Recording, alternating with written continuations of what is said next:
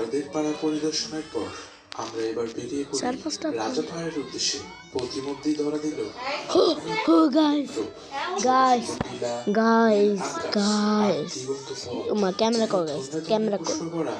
আমাদের এই বসুন্ধরা। তাহার সকল দেশের সেরা এমন দেশটি খুঁজে পাবে না তুমি।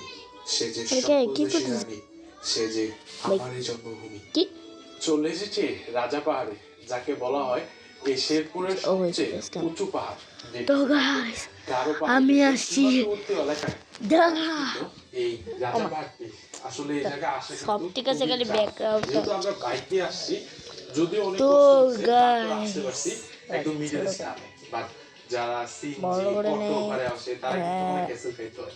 যেহেতু পাহাড়ি রাস্তা, তার মধ্যে এরকম বন জঙ্গল আসতে ভালোই লাগে, কিন্তু আর এই জায়গায় কিন্তু গাছের যে ছায়াগুলি আছে, কিছুক্ষণ পর পর বাতাস আসবে, এরকম নীরবতা বনের মধ্যে, তারপরে আবার উঁচু পাহাড়, এটা ফিলিংস অন্যরকম। আর এই জায়গায় কিন্তু স্থানীয় লোকজন, যে কারো জনগোষ্ঠী প্লাস বাঙালিরাও এই জায়গায় কিন্তু বিভিন্ন ফলমূল জাতীয় চাষ করে, আর এর থেকে ওনার নির্বাহ করে। তাছাড়াও কিন্তু এই জায়গায় হাতির যে উপদ্রব তা কিন্তু বিশাল রয়েছে।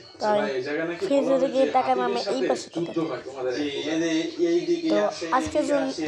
তোমাদের আজকে মাইনক্রাফট এখানে দেখা তোমার দিকে দেখাচ্ছে না। আমি এই পাহাড়ে আর কি হাতি এই পাহাড়ে অনেকদিন থাকে, যে এগুলা বটবুটি টাল, এগুলা বটবুটি হয়, বটবুটি হইলে ওই খেলে থাকে এইখানে দেখাচ্ছে, কিন্তু আসলে এটা না গাছ এগুলি খায় ফেলে হাতি আসে, এগুলাই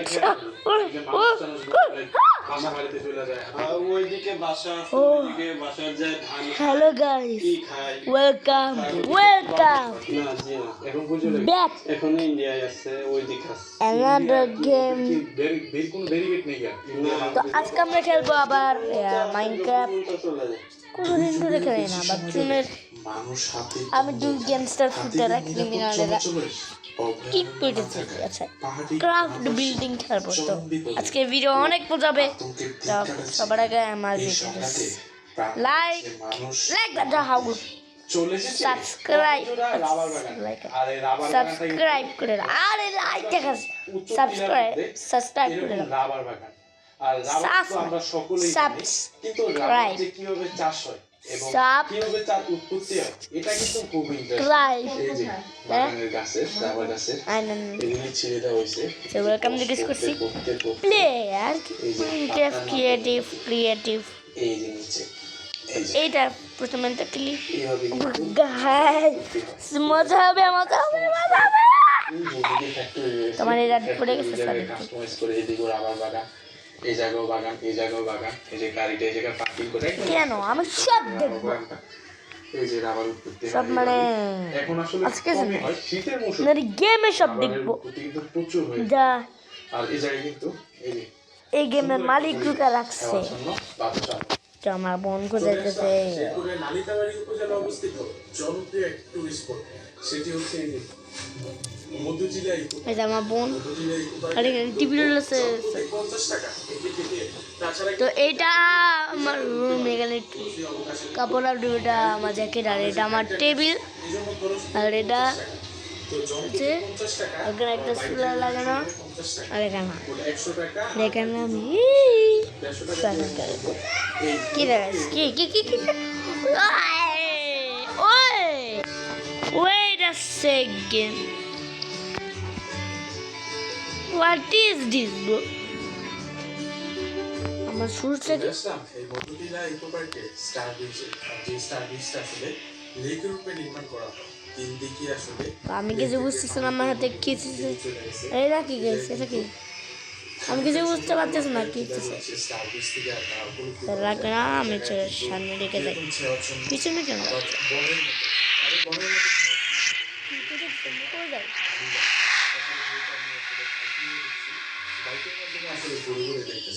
এই বনটা আসলে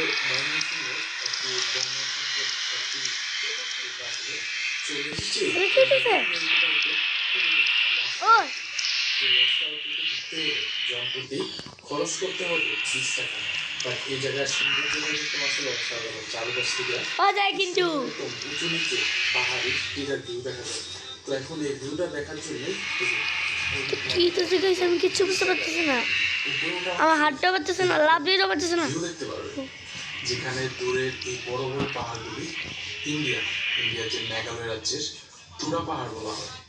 এটা কিন্তু অনেকটাই দূরে, বাট এই মধুটিলা ইকো পার্কের যে ওয়াচ টাওয়ারটি রয়েছে এখান থেকে কিন্তু স্পষ্ট দেখা যায়। এই পাহাড়টা কিন্তু আসলে অনেক, ও এই যে এইদিকে বলা হয়ে থাকে কি যে বললাম? ইন্ডিয়ার যে কাঁটাতারের বেড়া এটাও দেখা যায়। আবার এই যে টাওয়ার দেখা আরে, যাচ্ছে ব্লগ দে। এটাও ইন্ডিয়াতে হবে। আবার মেনশন করা আছে এই জায়গা থেকে নাকি বন্য হাতি প্লাস শুট যেগুলি থাকছে বন্যগুলো সব এই জায়গাতে দেখা যায়। প্লাস এই জায়গায় দুর্বিন সুব্যবস্থা রয়েছে 30 টাকা এগুলিতে করেও দেখতে পারবে এই যে দূরে পাহাড়ের দৃশ্যগুলি।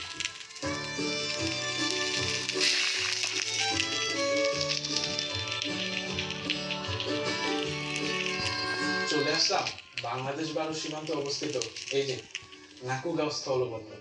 এই জায়গা থেকে কিন্তু ইন্ডিয়ার দূরত্ব এখন 120 গজ মাত্র। এতক্ষণ কিন্তু বলেছিলাম এই যে ইন্ডিয়ার পাহাড়গুলি দেখা যাচ্ছে, আর এখন কিন্তু 120 গজ মাত্র পাড়ি দিলে ইন্ডিয়াতে প্রবেশ করতে পারবো। আর আগে কিন্তু এই জায়গায় কিন্তু ইন্ডিয়ার বিভিন্ন পণ্যবাহী যে যানবাহনগুলি আছে রাখা হইতো এই জায়গায়। বাট এখন দেশের যে সাবকনস্টল অবস্থা কিন্তু ইন্ডিয়ার সাথে সবাই জানে, এই জন্য আর কি মনে হয় রাখা হয় না। আমি যাতে আসে কিন্তু ভালোই লাগে আসলে, যদি বাংলাদেশকে ভালো নেই বাট স্বাগতম জানা বাংলাদেশ বলে। সুন্দর একটা পরিবেশ এই জায়গায়, যদিও এখন একটু রোদ আছে, দুপুরের সময়টা আর একটু ভালো লাগছে এই জায়গায় আসলে। যাক, তারপর খারাপ না ভালোই লাগতেছে এই নাকুগাঁও স্থলবন্দর থেকে। নাকুগাঁও স্থলবন্দর থেকে ফিরে এলাম নালিতাবাড়ি উপজেলায়। সেখান থেকে দুপুরের খাবার শেষ করে 400 টাকার একটি বাসে করে রওনা দিলাম ঢাকার উদ্দেশ্যে। আর এভাবে শেষ হলো আমার আজকের ভ্রমণ। আর যারা একটি রাত কাটাতে চান শেরপুরে তাদের জন্য কোচিং অবকাশ কেন্দ্রে এবং মধুটিলা ইকো পার্কের মধ্যে আমি ট্রেনে গাইস যেখানে থাকতে হলে আমি জানি আমি এখানে থাক। জেলা কর্পোরেশনের ভাই সব এখানে কি আছে? ইনশাআল্লাহ আবারও দেখা হবে তো নতুন কোনো এক নাইমুর স্যার গল্পনে। সবাইকে কেন মারে কেন মানতে পারছি না কেন? এইভাবে মারতে হবে, দেখো মারতে এইভাবে আমরা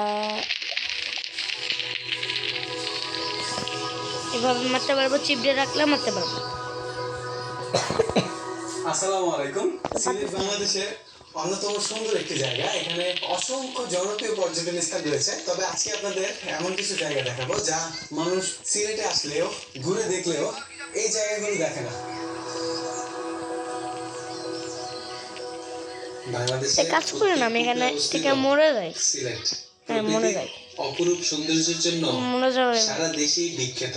প্রতি বছর হাজার হাজার পর্যটক ভিড় জমায় জাফলং, রাতারগুল, সাদা পাথর কিংবা বিছানাকান্দির মতো জনপ্রিয় স্থানে। তবে এই সিলেটেই এখনো আছে পর্যটকদের কাছে অপরিচিত অনেক স্থান, পাহাড়, ঝর্ণা আর চা বাগানের মাঝে লুকিয়ে থাকা শান্ত পরিবেশ, যেখানে এটা ফালতু প্রকৃতির গেম সাথে কাটানো যায় ভিন্ন এক আনস্টল করে সময়। দেই। আজকের যাত্রায় আমরা ঘুরে দেখব সেই অচেনা কত সিলেটকে, মিনিট হলো? যেখানে অপেক্ষা করছে নতুন অভিজ্ঞতা আর চমকপ্রদ সৌন্দর্য। হাগু এরা হাগু গেট স্কুল পার্টি এটা ক্রাফটসম্যান এটা কি? আমাদের আজকের যাত্রা শুরু হচ্ছে ঢাকার সায়দাবাদ থেকে সিলেট শহরের উদ্দেশ্যে। ঢাকা থেকে সিলেট যেতে নন এসি বাস ভাড়া 700 টাকা, আর যদি এসি স্লিপারে যান সেক্ষেত্রে ভাড়া পড়বে 1300 থেকে 1500 টাকার মতো। ঢাকা থেকে সিলেটের দূরত্ব 236 কিলোমিটার। এই পথ অতিক্রম করতে সাধারণত সময় লাগে 6 ঘন্টার মতো। তবে বর্তমানে রাস্তার কাজ চলমান থাকায় অনেক সময় অতিরিক্ত জ্যাম দেখা দেয়। তাই আরামদায়ক ভ্রমণের জন্য আগেভাগে টিকিট করে ট্রেনে যাওয়াই সবচেয়ে ভালো বিকল্প। চলে আসছি সিলেটের হুমায়ুন চত্বরে, আর বাসটি এখানে আপনাদের নামিয়ে দেবে। এখান থেকে আপনারা গাড়ি ভাড়া করে তারপরে চলে যেতে পারবেন আপনাদের গন্তব্যের দিকে। কোন গাড়ি ভাড়া করবেন সেটা নির্ভর করবে আপনারা কতজন একসাথে আসছেন সেটার উপরে।